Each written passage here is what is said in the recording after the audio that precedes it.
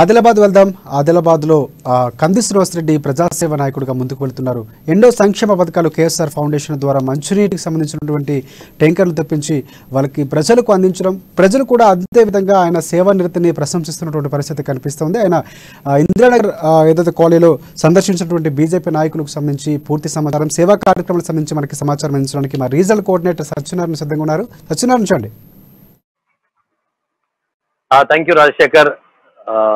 ప్రజానాయకులు, BJP రాష్ట్ర నాయకులు కంది శ్రీనివాసరెడ్డి ఒక వినూత్నంగా, అంటే ఇంతవరకు ఇక్కడ ఎవరు కూడా ఏ నాయకుడు కూడా చేపట్టని విధంగా ఒక ప్రజాసేవ కార్యక్రమాలతో పాటు సామాజిక సేవా కార్యక్రమాలతో పాటు ప్రజల సమస్యలు తెలుసుకునేందుకు నిత్యం ప్రజల్లోనే ఉంటూ ప్రజలతో మమేకమవుతూ ప్రజా సమస్యలే తన ఎజెండాగా ఆదిలాబాద్కు వచ్చినట్టుగా ఆయన చెప్తున్నారు. అదే విధంగా ఆయన వినూత్నంగా ఆదిలాబాద్ పట్టణంలోని ప్రతి కాలనీలో కూడా బస్తీ బాట కార్యక్రమం పేరుతో ముమ్మడిగా, అంటే కాలనీలోని ప్రతి గడపకు వెళ్లి ఆ ప్రజల సమస్యలు తెలుసుకుంటున్నారు.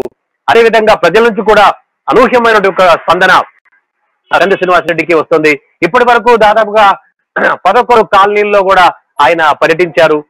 పర్యటించిన తర్వాత ప్రతి కాలనీలో కూడా అసలు ఆయన్ని తమ ఇళ్లలోకి ఆహ్వానిస్తూ, చూడండి ఇలాంటి ఇబ్బందులు పడుతున్నా, మా అవస్థలు ఎలా ఉన్నాయో చూడండి అంటూ కంది శ్రీనివాసరెడ్డిని తమ ఇళ్లలోకి ఆహ్వానించి ఇళ్లలు చూపుతూ ఇళ్లలో తాము పడుతున్న ఇబ్బందులు, ఎందుకంటే చాలా కాలనీల్లో ఆదిలాబాద్ జిల్లాలోని ఏవైతే తాను పర్యటించినటువంటి 11 కాలనీలు ఉన్నాయో ఆ 11 కాలనీలో కూడా చాలా మటుకు ఆ సీసీ రోడ్లు ఎక్కడ కూడా కనిపించట్లేదు.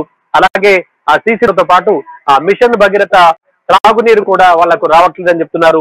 అలాగే 1, 2 కాదు, ప్రతి ఇంటికి కూడా పింఛన్ రావట్లేదని, అలాగే తర్వాత వాళ్ళకి రేషన్ కార్డులు కూడా కొన్ని జాగాలో లేవని చెప్తున్నారు. అంటే ఓవరాల్ గా ఆయన చేపట్టేటువంటి ఒక పర్యటనలో ఆ ప్రజలు ఆయనతో మమేకమవుతున్నారు. ఆ స్వేచ్ఛగా వాళ్ళ యొక్క అభిప్రాయాలు, వాళ్ళ యొక్క అవస్థలు అవన్నీ కూడా ఆయన ముందుస్తున్నారు. అయితే తనకు ఏవైతే తోచిన విధంగా, అంటే తక్షణం వాళ్ళకి ఆ సమస్యలు తీర్చే విధంగా కంది శ్రీనివాసరెడ్డి కూడా వెంటనే స్పందిస్తున్నారు. ప్రధానంగా ఆయన తిరిగినటువంటి ఒక కాలనీల్లో, అంటే త్రాగునీటికి ఇబ్బంది పడుతున్నటువంటి ఒక త్రాగునీటి సమస్యలు చాలా ఎక్కువగా ఉన్నటువంటి ఒక ప్రాంతాల్లో ఆయన పర్యటించారు.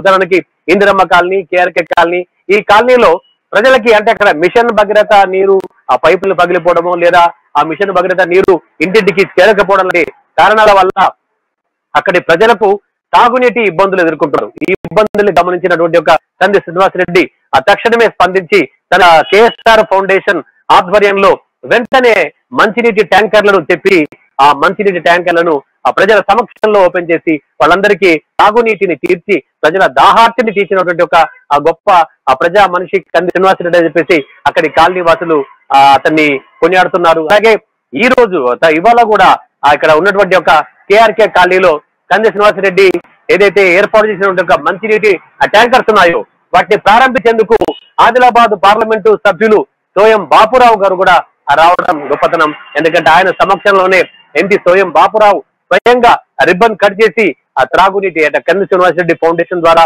ఏర్పాటు చేసినటువంటి యొక్క త్రాగునీటి ట్యాంకర్స్ ఉన్నాయో వాటిని ప్రారంభించి ప్రజలకు తాగునీటిని విడుదల చేశారు. అక్కడ ఉన్నటువంటి వాళ్ళందరూ కూడా చేతులెత్తి మొక్కారు. అంటే ఇప్పటి వరకు మా సమస్యల్ని ఎవరి ముందుంచినా కూడా అందరూ తల ఊపిపోవడం తప్ప ఎవరు తమ సమస్యల్ని పట్టించుకోవడం కానీ తమ సమస్యల్ని తెలిసిన వంటి కానీ చేయలేదని చెప్తున్నారు. మొట్టమొదటిసారిగా కంది శ్రీనివాసరెడ్డి తమ సమస్యల్ని సావధానంగా విని అవన్నీ విని తనకు తోచిన విధంగా సంబంధిస్తున్నటువంటి కంది శ్రీనివాసరెడ్డి వెంటే మేము ఉంటామని చెప్పేసి అక్కడి ప్రజలు చెప్తున్నారు. ఇది ఒక్కటే కాదు, ఆయన సామాజిక సేవలు, అంటే ఆల్రెడీ ఇక్కడ ఉన్నటువంటి ప్రజలు ఆపద సమయాల్లో ప్రాణదాతై, ఆకలి తీర్చే అన్నదాతై అంటూ ఇక్కడి వాళ్ళు కంది శ్రీనివాసరెడ్డి పొగుడుతున్నారు. ముఖ్యంగా ప్రధానంగా ఇవాళ మరొక పని కూడా ఏంటంటే ఇక్కడ ఆదిత్యనగర్ కాలనీలో ఆయన ఏదైతే బస్తీ బాట చేపట్టినటువంటి ఒక సమయంలో అక్కడ బస్తీ బాటలో ఆదిత్యనగర్ కాలనీలో ఉన్నటువంటి ఒక ప్రాథమిక పాఠశాలలో 90 మంది విద్యార్థులు ఉంటున్నారు. అక్కడ ఉన్నటువంటి ఒక పాఠశాల ఏదైతుందో అది ప్రభుత్వ పాఠశాల అయినప్పటికీ కూడా దానికి పక్కా భవనం లేదు. పక్కా భవనం లేక అద్దె భవనంలో ఆ యొక్క పాఠశాల కొనసాగుతుంది.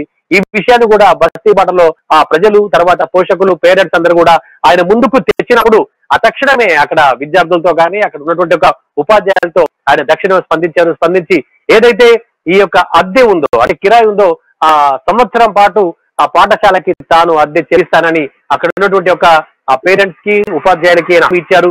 హామీ ఇచ్చిన తర్వాత ఏదైతే మొదటి నెల వచ్చిందో హామీ నిలబెట్టుకునేందుకు ఈ రోజు అంటే ప్రత్యేకంగా ఆ పాఠశాలకి వెళ్ళి ఆ పాఠశాల విద్యార్థుల్ని కలిసి వాళ్లకు భరోసానిచ్చి విద్యార్థుల చదువు మధ్యలో ఆగిపోకూడదు, చదువు కొనసాగాలి. ఎందుకంటే తరగతి గదులే రేపటి భావి భారత విద్యార్థులకు తరగని నిధులు అనేటువంటి ఒక సందేశాన్ని ప్రజల్లోకి తీసుకెళ్లే విధంగా ఆయన అక్కడ విద్యార్థులకి భరోసా ఇచ్చారు.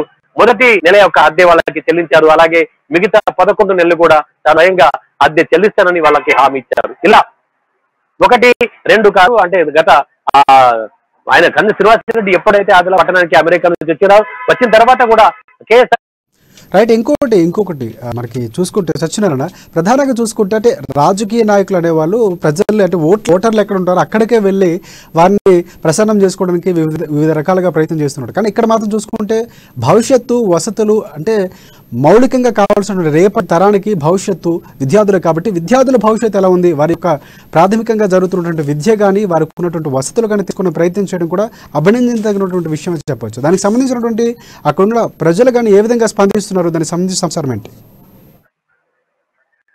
ఇక్కడ ప్రజలైతే మటుకు కంది శ్రీనివాసరెడ్డిని అంటే ఇక్కడ ఎవరు చేయని విధంగా సామాజిక సేవా కార్యక్రమాల్లో భాగంగా ఇంతవరకు ఏ నాయకుడు తలపెట్టిన విధంగా అన్నదానం చేస్తున్నారు. అంటే 1వ రోజు 2 రోజులు కాదు, దాదాపుగా 1 సంవత్సరం పాటు నుంచి ఆయన అన్నదాన కార్యక్రమం నిర్వహిస్తున్నాడు. దానికి ప్రజలందరూ కూడా ఇప్పటి వరకు ఎవరు కూడా మాకు ఇలా కడుపు నిండా భోజనం పెట్టలేదని, తమ ఆకలి తీరుతున్నా అని చెప్పేసి అంటున్నారు. అదే ప్రజల్లో కూడా కంది శ్రీనివాసరెడ్డికి మంచి ఫాలోయింగ్ ఉంది, మంచి క్రేజ్ ఉంది. ఎందుకంటే ఈయనకి ఒక మచ్చలేని నాయకుడు కంది శ్రీనివాసరెడ్డి. తను ఏదైతే అభివృద్ధి అంటే ఆదిలాబాద్ అభివృద్ధి కోసమే తాను వచ్చానని, ఆదిలాబాద్ సంక్షేమమే తనకు లక్ష్యం అని చెప్పేసి అమెరికాలోని విలాసవంతమైనటువంటి ఒక జీవితాన్ని వదులుకొని వచ్చి తమ కోసం వచ్చినట్టుగా ప్రజలు భావిస్తున్నారు. కాబట్టి ఆయన వెంటే ప్రజలు నడుస్తున్నారు. ఆయన ఎక్కడికి వెళ్ళినా కూడా జనం బ్రహ్మరథం పడుతున్నారు, ఘనంగా స్వాగతిస్తారు, తమ సమస్యలు చెప్పుకుంటున్నారు. తమ సమస్యలు తీర్చే అసలు స్థితి నాయకుడు కంది శ్రీనివాసరెడ్డి అనేటువంటి ఒక అలాగే ఆయన్ని తమకు భరోసా కలుగుతుందని చెప్పి కూడా వాళ్ళు చెప్తున్నారు. ఇటు స్కూల్లే కాదు, అంటే స్కూళ్ళు తర్వాత పాఠశాలల విద్యార్థులు కాకుండా ప్రజలకు ఎదురయ్యేటటువంటి ఒక ప్రతి సమస్యను ఆయన క్షుణ్ణంగా పరిశీలిస్తున్నారు, క్షుణ్ణంగా అధ్యయనం చేస్తున్నారు. అంతేకాకుండా ఏదైతే ఒక నిపుణుల కమిటీని కూడా ఆయన పెట్టుకొని అంటే అటు మేధావులతో ఒక కమిటీని కూడా ఏర్పాటు చేసుకొని అంటే ప్రజలకి ఎలాంటి సేవలు అందిస్తే బాగుంటుంది అనేటటువంటి ఒక ప్రజా మేనిఫెస్టో కూడా ఆయన తయారు చేసి ఒక ప్రణాళికలో భాగంగా ఆయన చెప్పారు.